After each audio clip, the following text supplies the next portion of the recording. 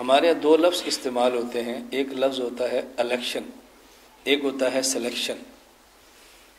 Election اسے کہتے ہیں کہ جہاں پر عوام کسی کو منتخب کرے، نیچے والے، اور سلیکشن کہتے ہیں جس کا حکومت انتخاب کرے۔ نبوت الیکشن سے نہیں ہوتی، نبوت سلیکشن سے ہوتی۔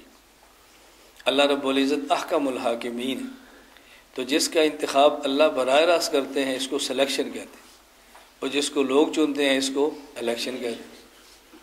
کام تو اللہ ہی لیتے ہیں، اللہ نہ چاہے تو کام بندہ نہیں کر سکتا، لیکن ظاہری اسباب نظر آ رہے ہوتے ہیں۔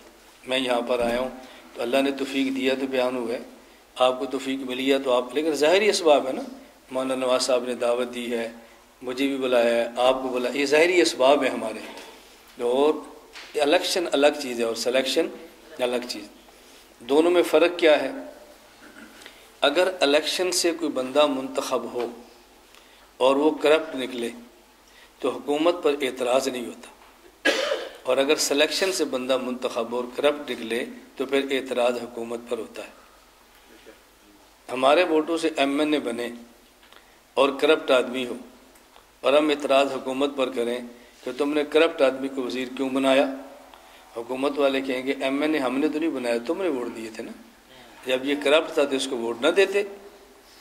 اور اگر ایک بندہ وزیر بنے اور ہمارے ووٹوں سے ایم این اے بن کے اسمبلی میں نہیں گیا، اس کو حکومت نے براہ راست وزیر منتخب کیا، وہ کرپٹ ہو، اب حکومت سے کہیں گے آپ نے اس کو وزیر کیوں بنایا ہے۔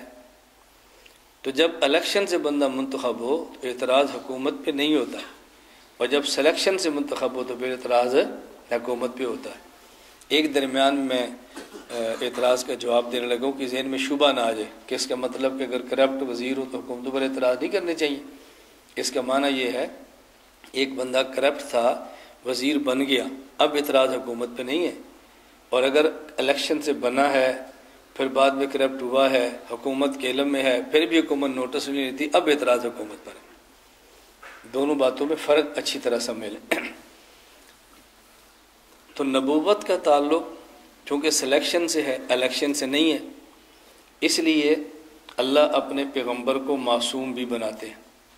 کیوں؟ اب اگر پیغمبر گناہ کرے اور پیغمبر نافرمانی کرے الیاذ باللہ، تو پھر اعتراض اللہ پر ہوگا آپ نے ایسا بندہ نبوت کے لیے کیوں چنا جو اہل نہیں تھا۔ اگر نبوت سے گناہ سرزد ہو، اعتراض پھر نبی پر نہیں ہوتا، پھر اعتراض منتخب کرنے والے خدا اور اللہ پر ہوتا ہے۔ تو چونکہ نبوت الیکشن سے نہیں ہوتی، سلیکشن سے ہوتی ہے، اس کا تقاضا یہ ہے کہ اللہ اپنے نبی کو معصوم بنا دیتے، تو نبی مبعوث من اللہ بھی ہے اور معصوم عن الخطا بھی ہے۔ میں اس کی ایک مثال دیتا ہوں۔ رسول اکرم صلی اللہ علیہ وسلم کی ازواج مطہرات امہات المومنین رضی اللہ تعالی عنہن 11 ہیں، بیک وقت آپ کے نکاح میں 9 ہیں، لیکن ویسے ازواج کی تعداد 11 ہے۔ ان 11 میں سے واحد بیوی حضرت امی عائشہ رضی اللہ تعالی عنہا ہیں، جن پر منافقین نے نازیبا الزام لگایا ہے۔